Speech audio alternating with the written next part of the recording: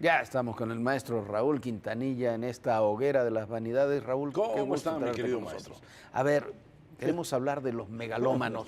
Hay muchos megalómanos en todos los niveles. Oiga, no, aquí pero en el estudio hay algunos, aquí hay pero varios, además sí, de eso, aparte de los los dos que estamos peligrosos, sentados estos aquí. también, los peligrosos son los que están en el poder. Mire, maestro, el siglo XX es un siglo verdaderamente apasionante. Es un siglo que construyó una gran cantidad de elementos y también generó una enorme capacidad de destrucción.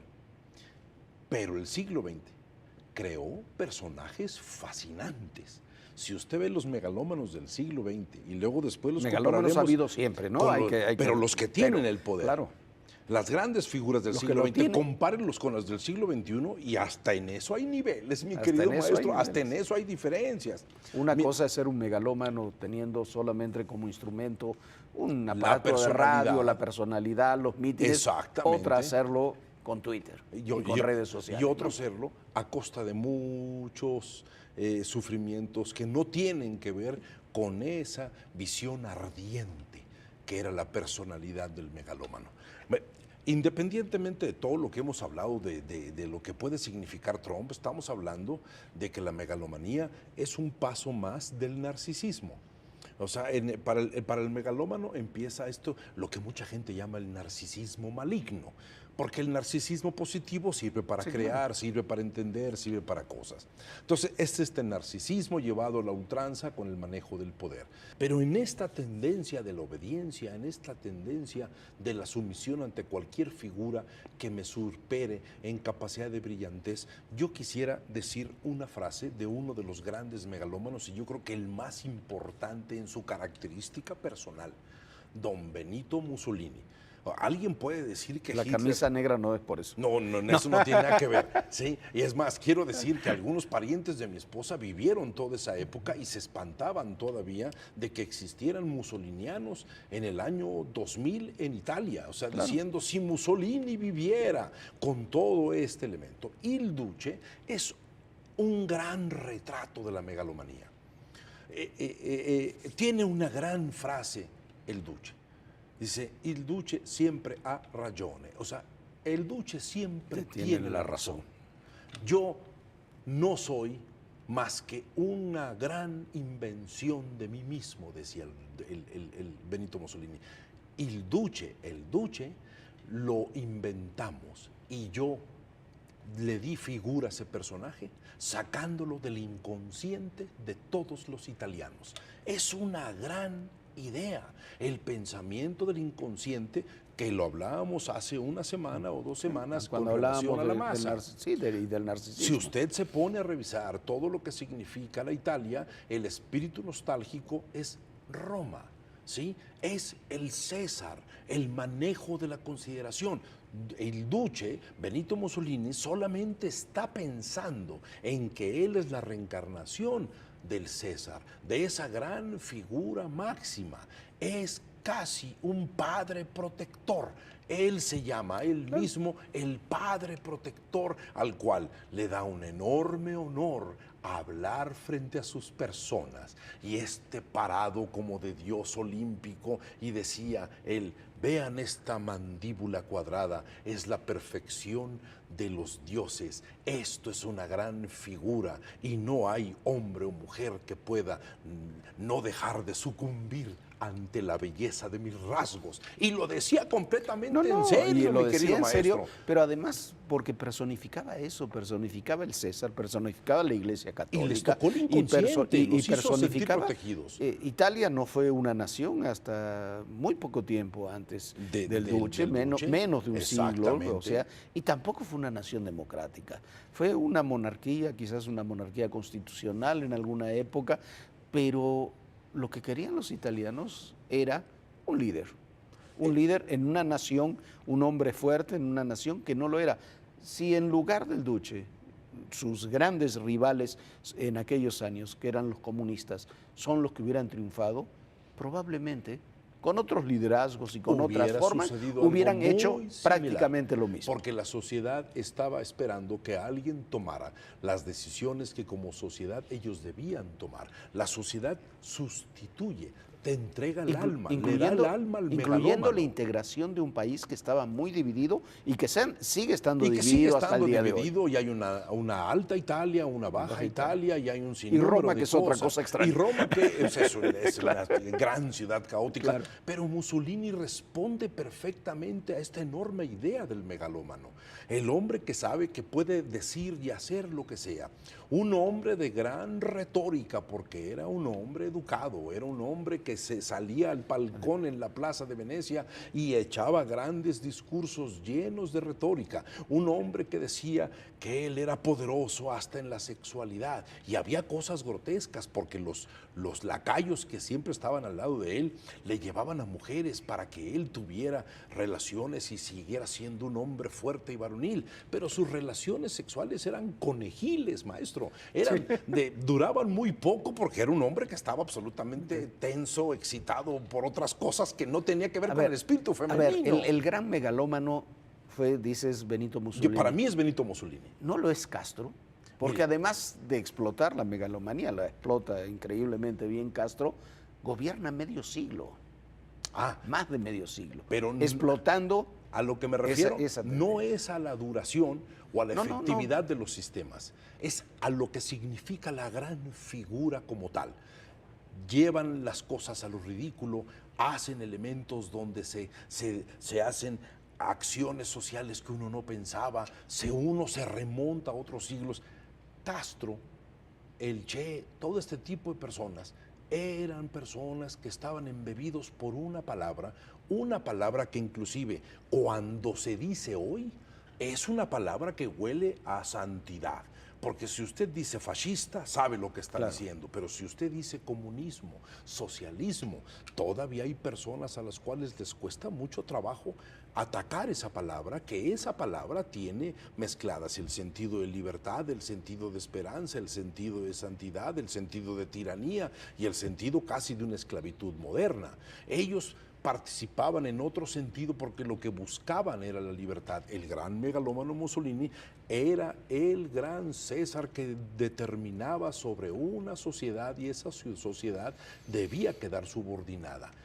El opuesto a Mussolini, sin la elegancia de Mussolini, sin esta retórica mussoliniana, que es una retórica muy inútil, ¿sí? Pero retórica al fin. La figura negra que podría ser el contraste es el otro papá, el papá bueno de los pueblos. Stalin también se hacía llamar el papá bueno. Sí, sí. O sea, Solzhenitsyn en una de sus... Era la madre Rusia y el papá Stalin. Y el papá, que era Stalin, claro. Le sacaban fotos con niños, era un hombre bondadoso, mató a quién sabe cuántos millones de seres humanos. Vivió Rusia la Unión Soviética en el terror absoluto. Ahora, estaba leyendo en estos días de vacaciones, que estuve de diciembre, enero, unos libros de historia de los Estados Unidos, sobre todo la Segunda Guerra Mundial y la posguerra, donde dicen los historiadores estadounidenses y las memorias incluso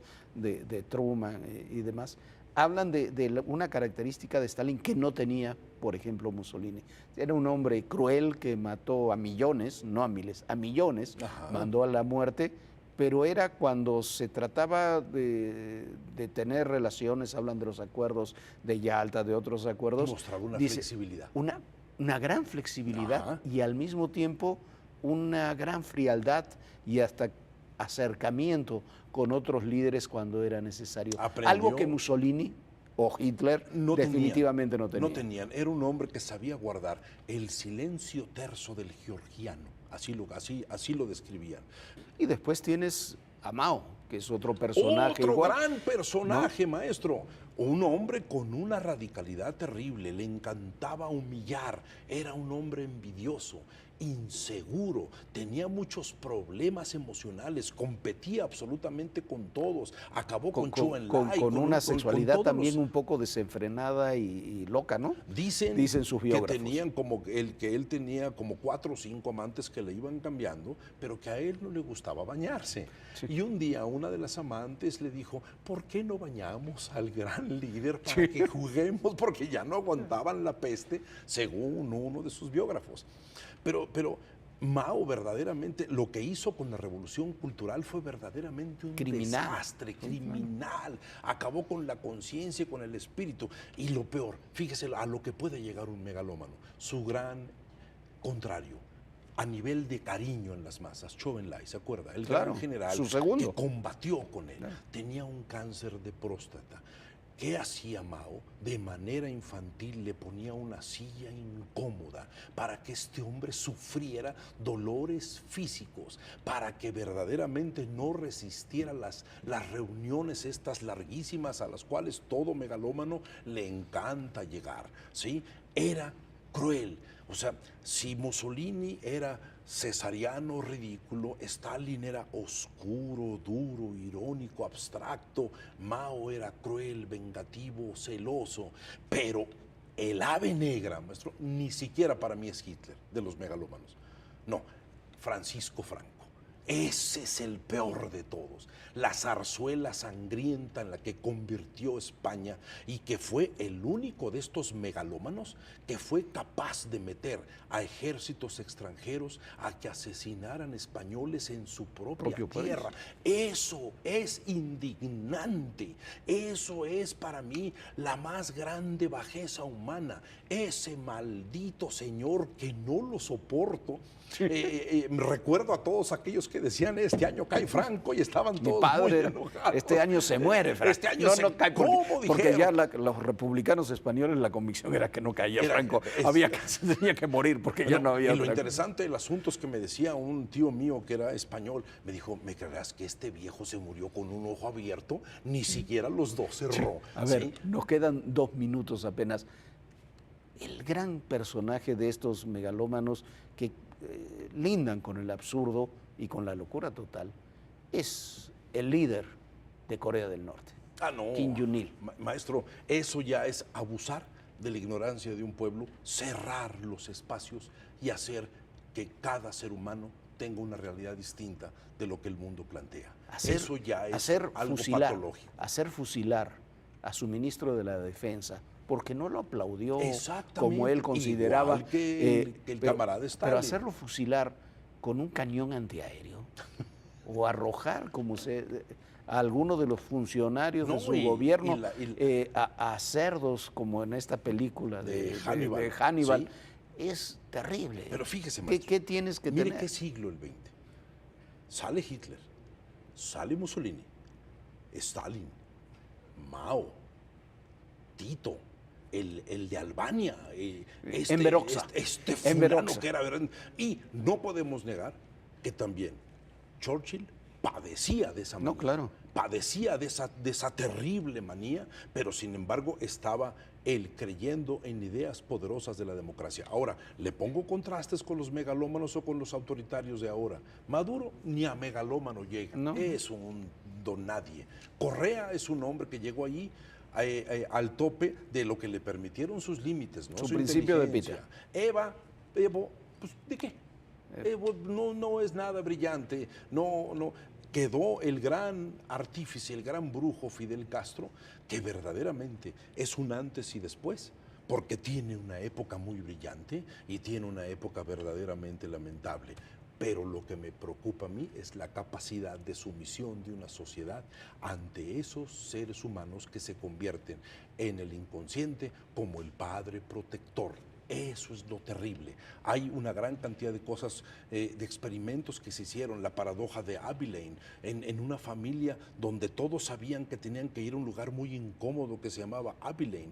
¿Por qué? Nada más porque pensaban que los otros lo habían hecho y ellos estaban obligados a hacerlo. O sea, en ese proceso de engaños con esa familia, se daban cuenta de la capacidad del ser humano de obedecer por miedo, por no desaparecer, por tener un lugar y un protector. Las cosas no han cambiado y vienen épocas muy grotescas porque, a diferencia del siglo XX, esta educación del XXI es en crisis y muy deficiente. Para terminar, la entrevista que le dio el Papa Francisco, y no es por un tema religioso, yo no soy muy creyente, el Papa Francisco usted ni yo ni con las gregorianas nos salvamos ya. Al periódico El País hace 2 semanas es extraordinaria por muchas razones, pero entre otras por esa. él dice, en este periodo de crisis, y lo dice el padre de la Iglesia, en este periodo de crisis, el gran peligro que tenemos es que las sociedades quieren encontrar un salvador. Eso es y los únicos que pueden salvar a las sociedades son las propias sociedades. Si tú no creces para adentro, la sociedad te dirá qué hacer. Y Aristóteles lo decía, si no quieres participar en política y quieres solamente obedecer, salte, pero van a manejar la política los que tú no quieres. Raúl, muchísimas gracias. No, hombre, gracias. Maestro.